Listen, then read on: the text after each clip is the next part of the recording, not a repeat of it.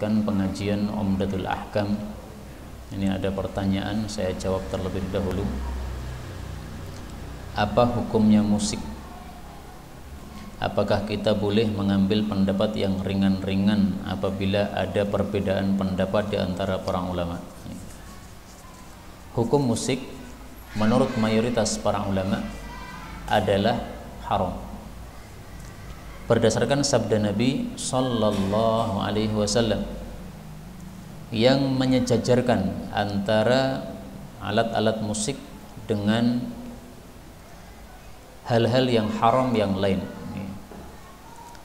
Rasul Sallallahu Alaihi Wasallam bersabda, hadis ini riwayat Imam Bukhari sahih, la yakunanna, akan muncul fi ummati, pada umatku, umat Islam, aqwamun, para kaum, yastahilluna, yang mereka menghalalkan al-hira, ada yang membaca al-khazza, menghalalkan zina, wal harira, dan sutra, wal khamra, dan minuman keras, wal ma'azif, dan alat-alat musik.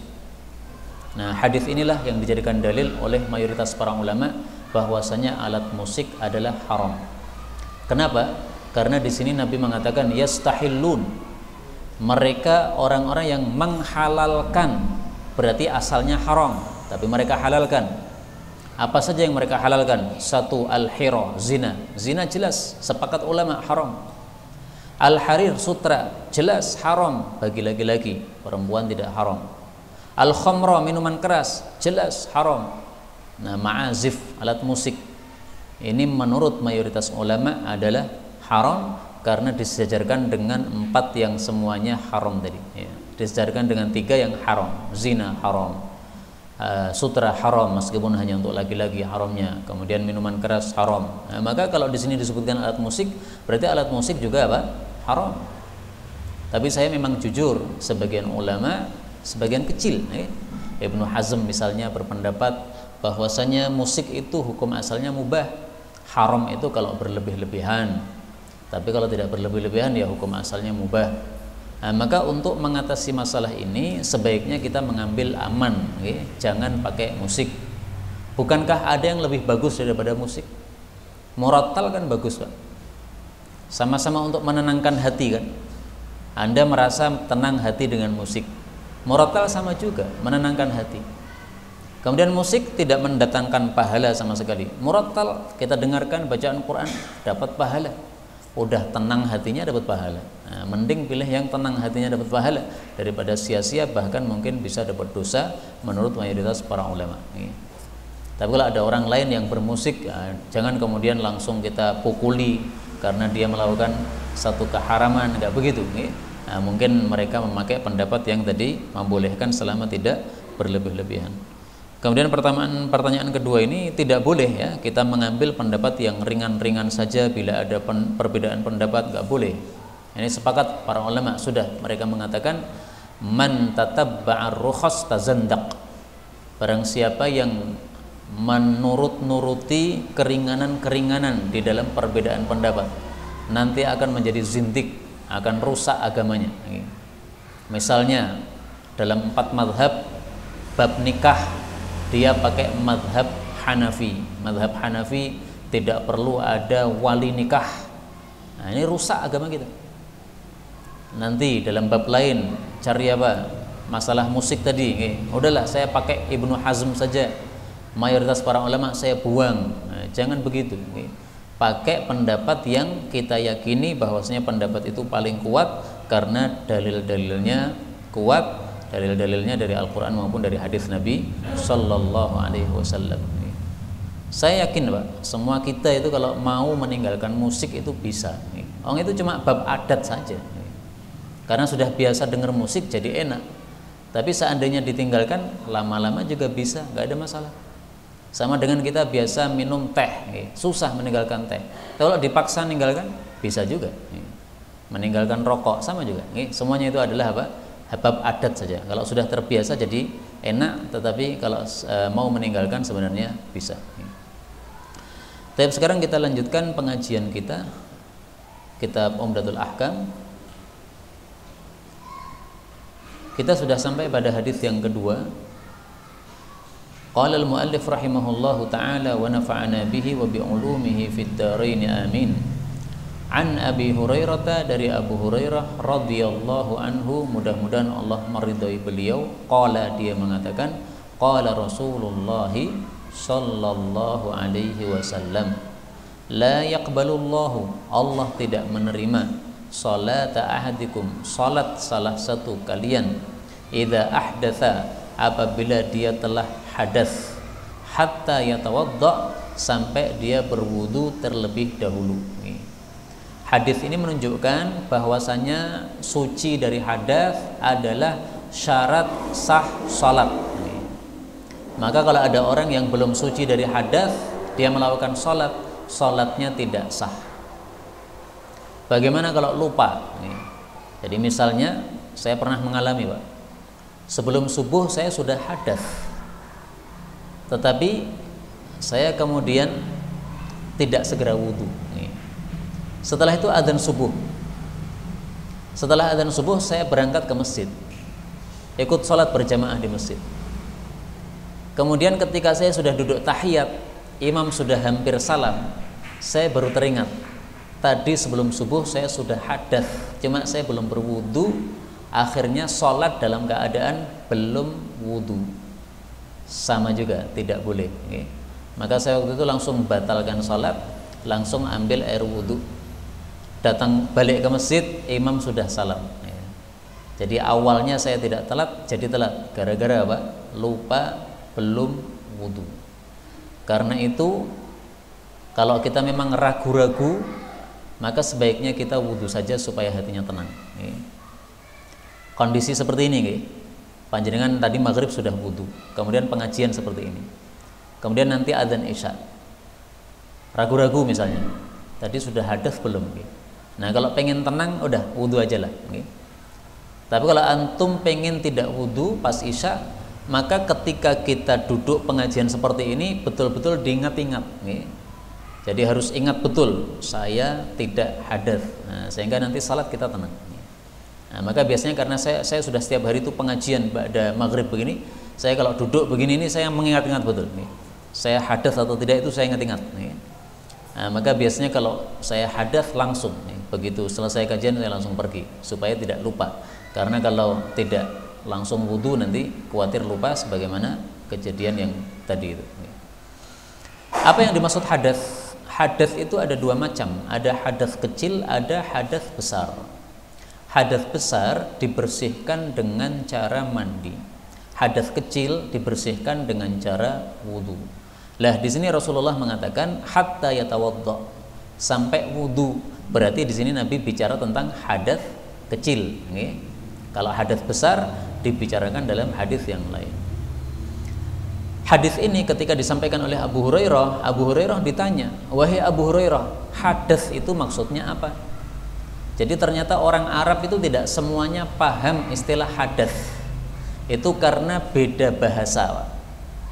Bahasanya Nabi SAW, orang Quraisy, orang Mekkah mengatakan hadas. Orang-orang Yaman nggak paham hadas itu apa. Maka Abu Hurairah menjelaskan, hadas itu adalah kentut, itu hadas. Nah sebenarnya hadas tidak hanya kentut, kencing itu juga hadas, karena itu menyebabkan kita tidak suci. Kemudian BAB itu juga hadas, karena itu menyebabkan kita tidak suci, ya, maksudnya tidak dalam kondisi bisa sholat. Kita sudah tidur semalam itu juga hadas, karena kita tidak boleh bangun tidur langsung sholat, nggak boleh. Maka kenapa Abu Hurairah mengatakan hadas itu adalah kentut? Karena waktu itu pertanyaannya di masjid. Hadas yang biasa terjadi di masjid adalah apa? Kentut saja. Nggak ada orang kencing di masjid, nggak ada. Maka beliau tidak menjelaskan. Maka maksudnya adalah siapapun yang sudah hadas, dia tidak boleh langsung sholat, tapi harus wudu dulu. Bagaimana kalau nekat, Pak? Ada orang tengah-tengah sholat jamaah, dia kentut, tapi dia malu ingin keluar, karena kalau dia keluar semua orang tahu, wah ini kentut dia. Maka dia nekat sholat dilanjutkan. Bagaimana hukumnya? Hukumnya berdosa dan dia nanti akan disiksa di dalam kuburnya. Mari kita lihat hadisnya yang menunjukkan kepada hal itu. Bisa dicari dalam kitab Syarhu Ma'ani al-Athar. Ini karya dari Al-Imam At-Tahawi.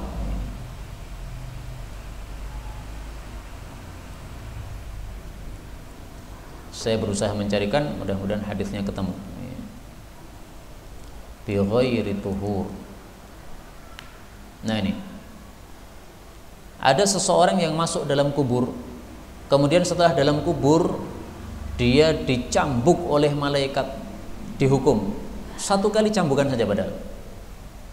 Famtala'a qabruhu naran, meskipun hanya 1 kali cambukan, kuburannya sudah penuh dengan api.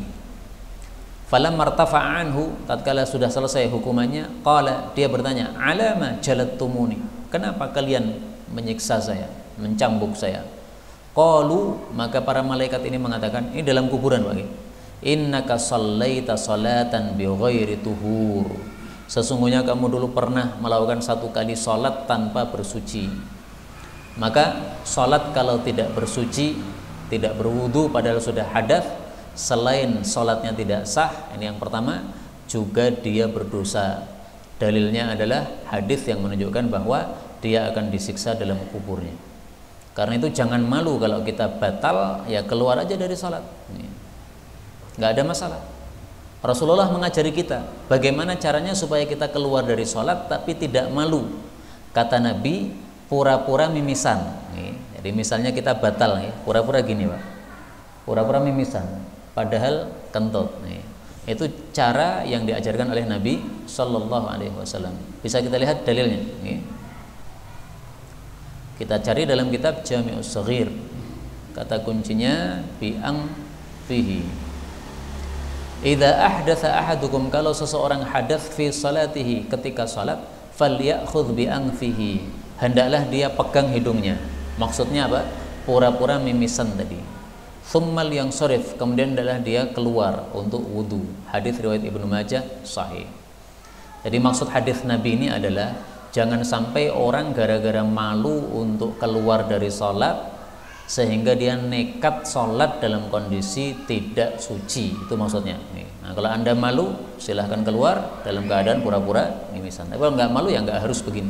Jadi ini bagi yang malu saja, pura-pura mimisan. Tapi kalau semua kita sudah paham, nanti ada yang pura-pura ngerti kabeh Pak. Alah, kowe pura-pura kowe. Monggo.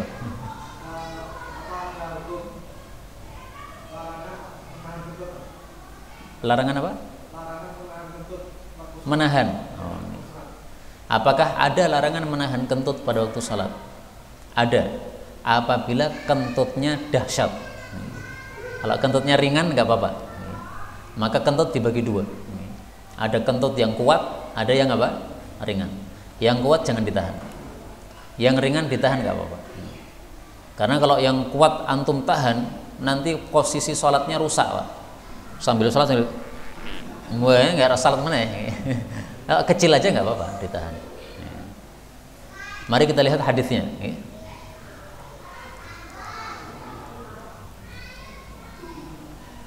La sholata, tidak ada salat bihadrati ta'amin, ketika makanan sudah dihidangkan. Wala, dan tidak ada salat wa huwa yudafi'uhu, sementara dia itu berdesakan dengan al-akhbathan, 2 hal yang buruk. Nah, 2 hal yang buruk itu maksudnya adalah BAB sama BAK. Nah, para ulama menjelaskan yang dimaksud yudafi'u, dorong-dorongan, dorong-dorongan dengan air kencing atau BAB ini tadi, ini maksudnya ketika sudah dahsyat ingin keluarnya, kebeletnya dahsyat, yaitu namanya yudafi, seolah-olah dorong-dorongan. Nah, maka ungkapan Nabi dengan kata-kata yudafi yang artinya dorong-dorongan ini menunjukkan kalau itu hanya ringan nggak apa-apa.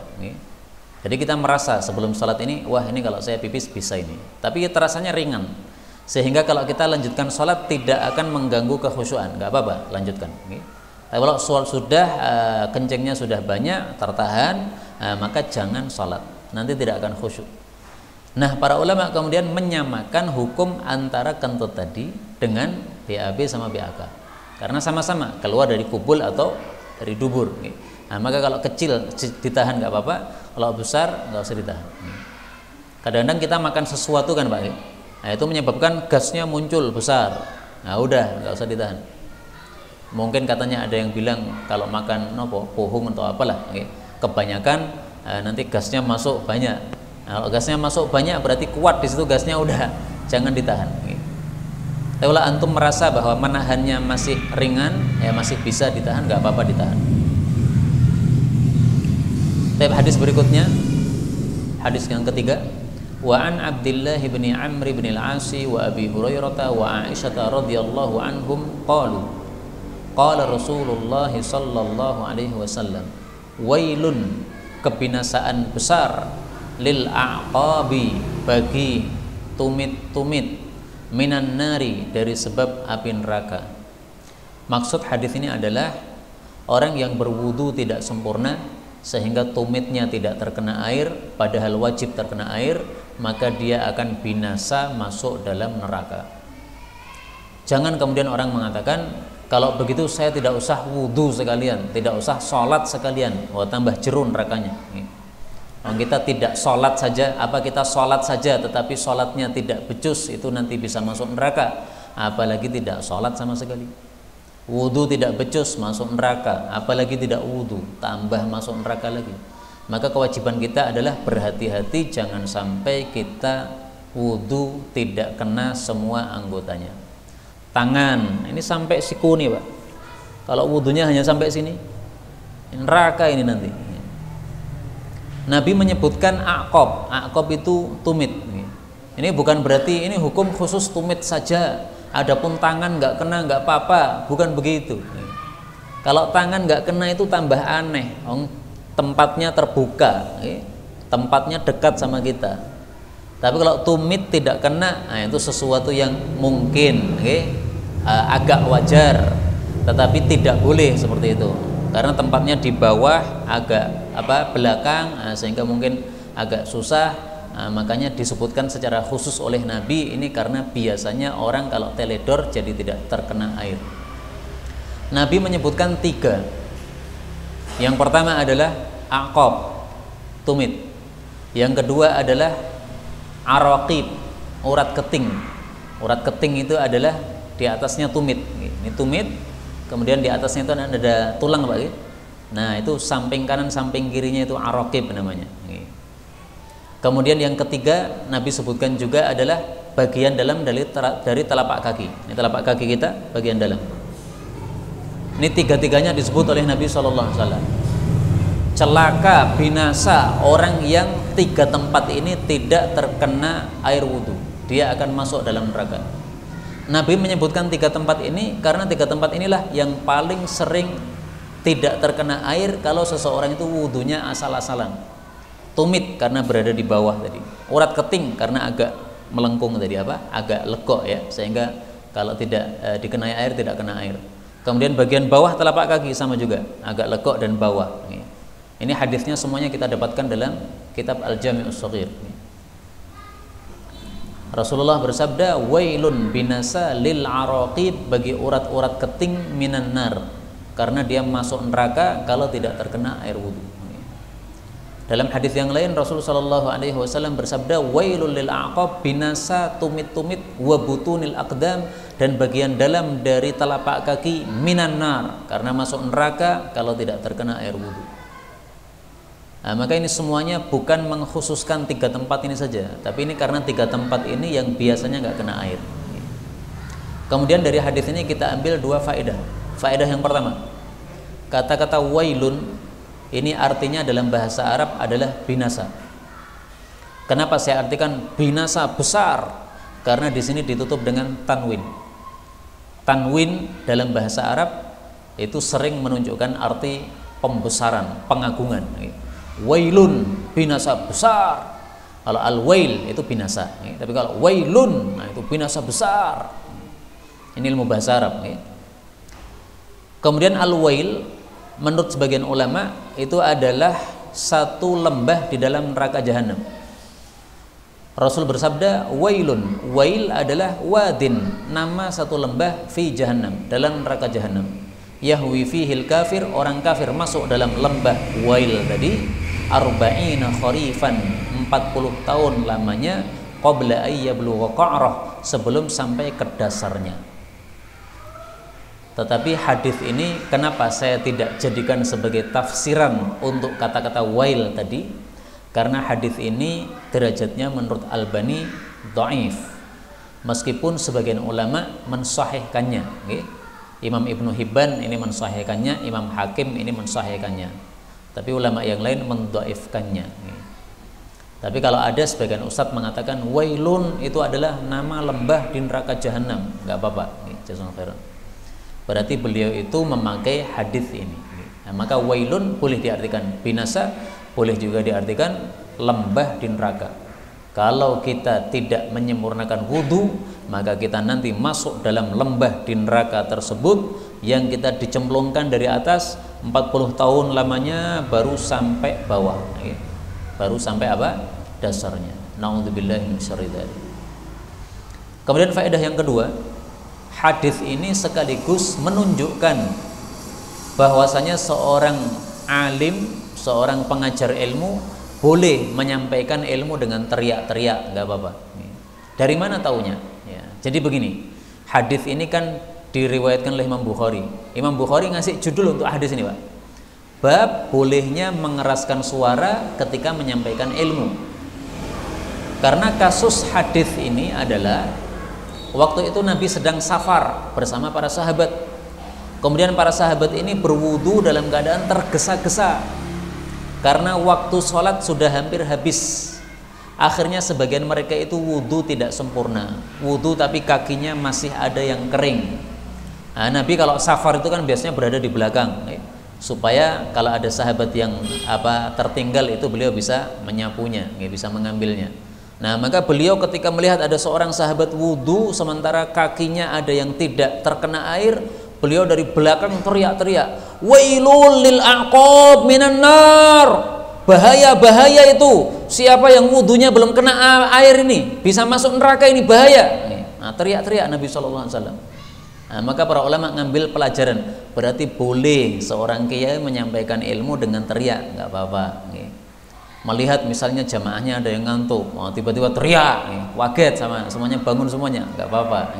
Ada dalilnya, Pak. Nah, jadi kalau Pak Guru atau Kiai teriak-teriak itu jangan disuudoni, wah Pak Guru ini sukanya teriak-teriak, tidak sopan. Nah, enggak begitu. Ada dalilnya, mereka melakukan itu ada dalilnya.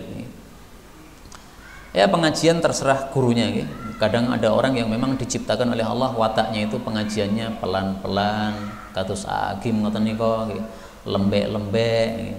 Ada yang diciptakan oleh Allah memang sejak awal itu ngomongnya selalu keras, kayak Habib Rizik misalnya. Nah, itu udah ciptaan asalnya begitu, nggak bisa susah untuk diubah. Ya biar aja, ya sesuai dengan perwatakan masing-masing. Tayyib, kita lanjutkan hadis yang keempat ya. An Abi Hurairah radhiyallahu anhu anna Rasulullah sallallahu alaihi wasallam qala, idza apabila tawaddaa berwudu ahadukum salah satu kalian, falyaj'al maka hendaklah dia memasukkan fi anfihi pada hidungnya ma'an air, thumma kemudian liyantathir hendaklah dia istinthar. Istinthar itu mengeluarkan air dari lubang hidung. Wa man istajmara dan barang siapa yang melakukan istijmar falyutir maka hendaklah dia melakukannya dengan bilangan ganjil. Istijmar apa nanti kita bahas. Wa idza staiqadha dan apabila bangun ahadukum salah satu kalian min naumihi dari tidurnya falyaghsil yadayhi maka hendaklah dia membasuh kedua telapak tangannya qabla sebelum ayyudkhilahuma memasukkan kedua telapak tangan fil ina dalam wadah air. Membasuhnya berapa kali? Thalathan 3 kali. Kenapa harus dibasuh? Fa inna karena sesungguhnya ahadakum masing-masing kalian la yadri tidak tahu aina di mana batat bermalam yaduhu telapak tangannya itu. Dalam lafaz Imam Muslim falyastanshik hendaklah dia melakukan istinsyaq bimin khoraihi pada kedua lubang hidungnya minal ma dengan air.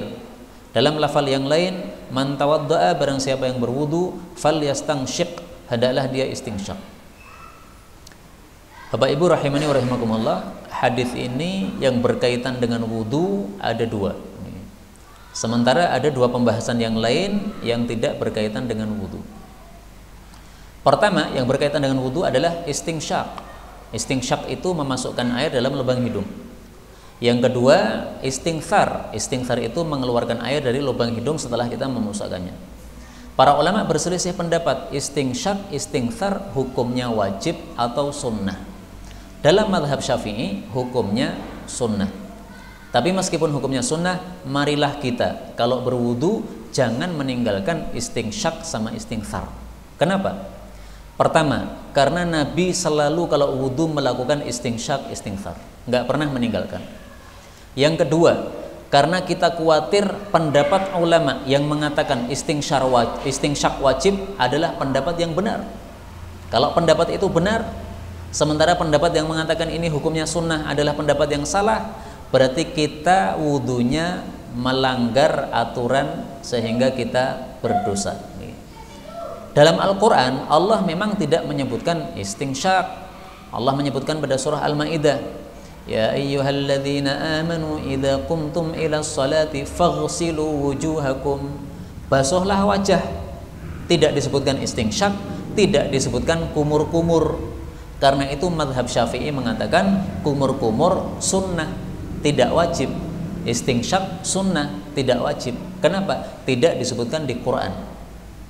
Tapi mazhab Hambali mengatakan meskipun tidak disebutkan oleh Quran tapi wajib. Kenapa? Karena Quran mengatakan faghsilu wujuhakum, basuhlah wajah.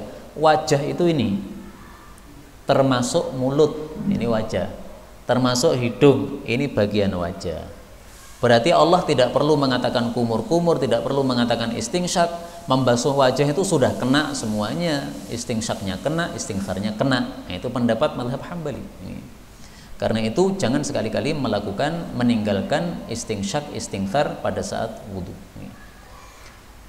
Istinsyak sunnahnya pakai telapak tangan kanan. Jadi kita menciduk dengan telapak kanan, kemudian istinsyak. Istighfar sunnahnya dengan telapak tangan kiri, begini.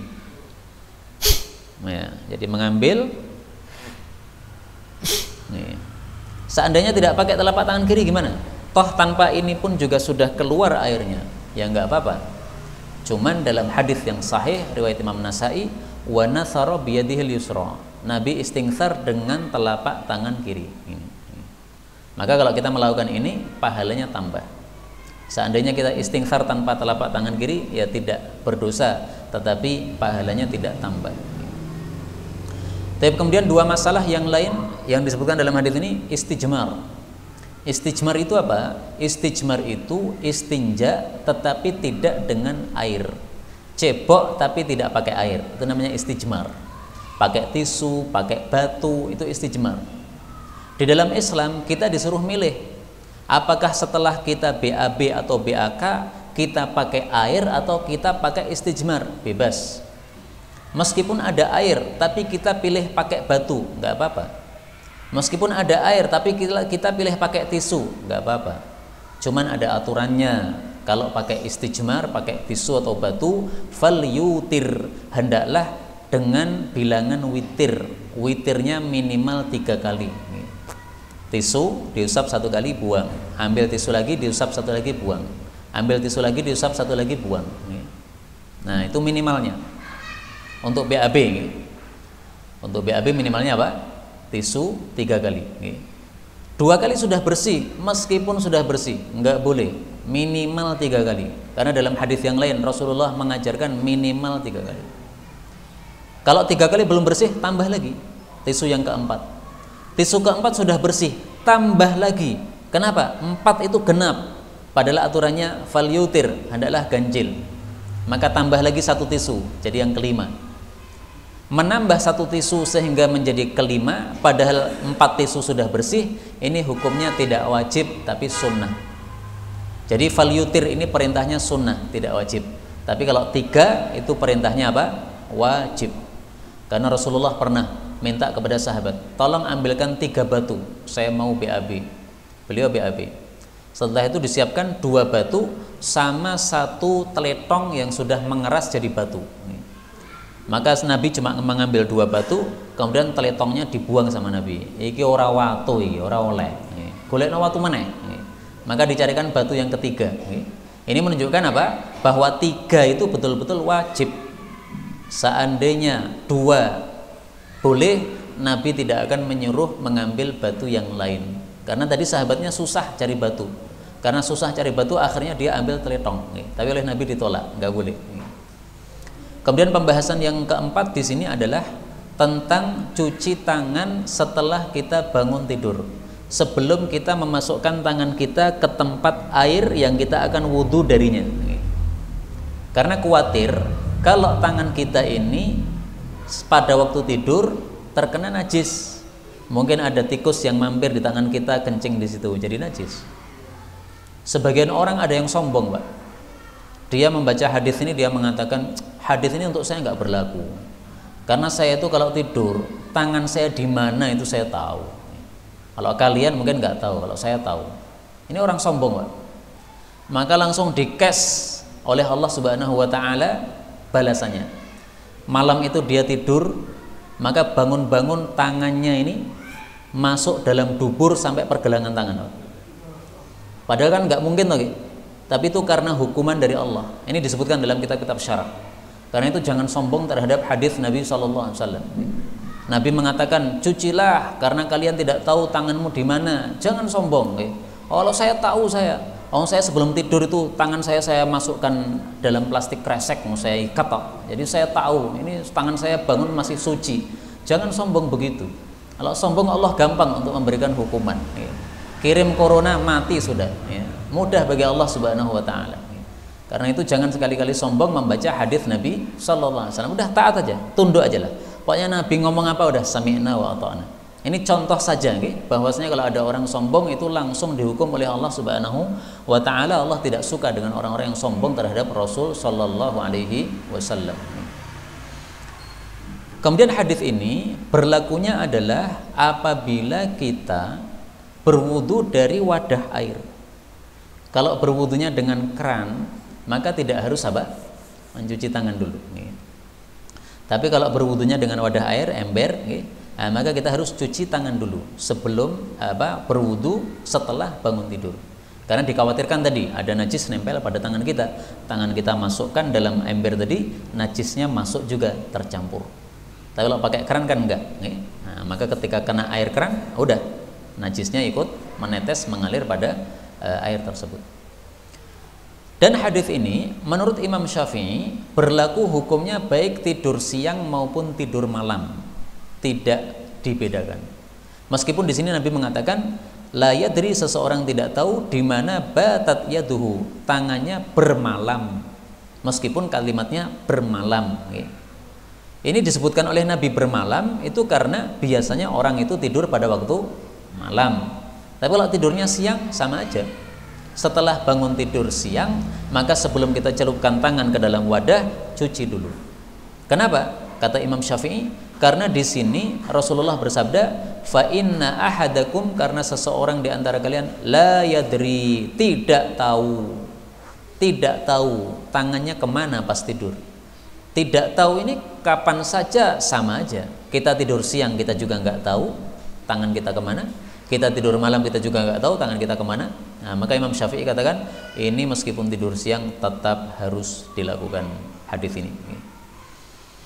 Hadis berikutnya, hadis yang kelima, an Abi Hurairah radhiyallahu anhu anna Rasulullah sallallahu alaihi wasallam qala la yabulanna, betul-betul janganlah kencing, ahadukum, salah satu kalian, fil ma'id daim, pada air yang diam. Daim, diam. Jadi sama antara bahasa Arab dengan bahasa Indonesia. Kalau bahasa Arab daim, kalau Indonesia diam. Nah, dibalik aja, Pak. Alladzi, yang la yajri, yang tidak mengalir, tsumma yaghtasilu minhu, kemudian dia mandi dari air tersebut. Dalam riwayat Imam Muslim, la yaghtasil, jangan mandi, ahadukum, salah satu kalian, fil ma'id daim, pada air yang diam, wa huwa junub, dalam keadaan dia sedang junub. Hadis ini melarang kita dari 2 perkara. Pertama, tidak boleh kita kencing pada air yang tergenang, yang tidak mengalir. Setelah itu kita mandi dari air tersebut. Yang kedua, tidak boleh kita mandi pada air yang tergenang apabila mandinya mandi apa? Mandi junub. Tapi kalau kita kumpulkan semua hadis dalam bab ini, kesimpulannya 3. Nabi melarang 3. Dilarang mandi pada air yang tergenang dalam kondisi junub. Yang kedua, dilarang kencing pada air yang tergenang. Yang ketiga, dilarang kencing pada air yang tergenang, kemudian kita mandi pakai air tersebut. Nah, maka kencing saja meskipun setelah kencing kita tidak pakai air tadi, tetap tidak boleh. Pertanyaannya, larangan ini haram atau makruh? Para ulama mengatakan hukumnya 2. Kalau airnya itu banyak, maka kita kencing pada tempat tersebut hukumnya makruh, tidak sampai haram. Tetapi kalau air itu sedikit, maka kita kencing pada air tersebut hukumnya haram karena akan menyebabkan airnya najis. Misalnya di bak kamar mandi ini, airnya kan sedikit Pak, karena ya kotaknya kecil. Tidak boleh orang ngotor kencing dimasukkan di situ, biar airnya tambah banyak. Nah, maka dia kencing dimasukkan situ, nggak boleh.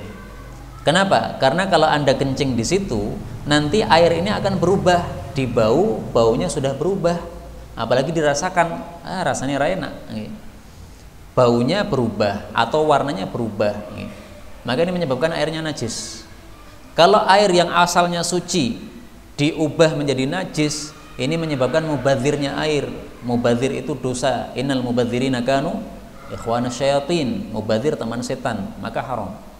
Tapi kalau airnya banyak, misalnya di danau yang menggenang, atau di waduk, nah, waduk itu kan airnya banyak tapi menggenang, tidak mengalir, bolehkah Anda kencing di situ?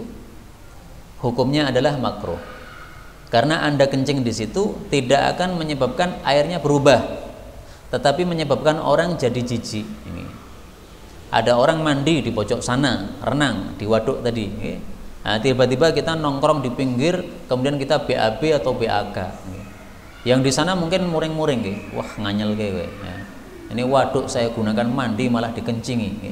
Meskipun kencing kita tidak akan sampai ke sana, enggak, karena airnya terlalu banyak. Tapi kan seperti melecehkan Pak.